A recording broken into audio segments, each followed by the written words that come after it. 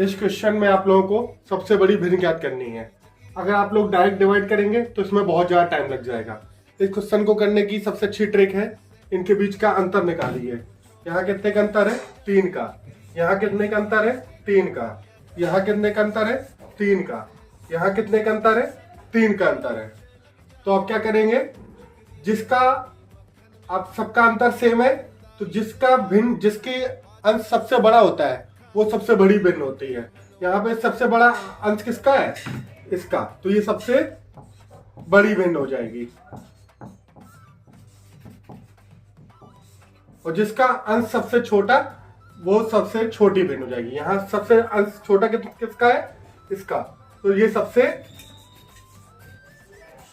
छोटी भिन्न हो जाएगी। आप लोगों को समझ में आ गया? सबसे पहले आप इसका अंतर निकाल लीजिए इनके भिन्नों का, और जिसका अंश सबसे बड़ा होगा वो सबसे बड़ी भिन्न होगी, जिसका अंश सबसे छोटा होगा वो सबसे छोटी भिन्न होगी। आगे आप लोगों को चलिए क्वेश्चन और देखते हैं।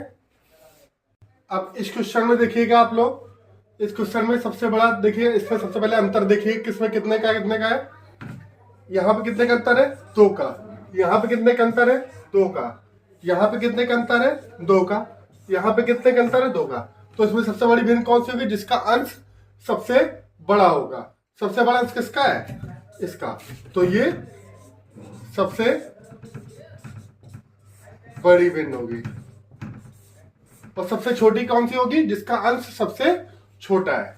तो ये कौन सी होगी? सबसे छोटी होगी।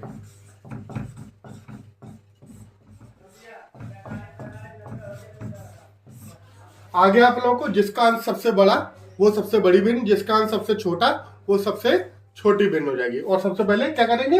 इन भिन्न का अंतर निकाल लेंगे आप लोग। चलिए एक क्वेश्चन मैं आप लोगों को होमवर्क में देता हूं, आप लोग उसका आंसर कमेंट सेक्शन में बताइएगा।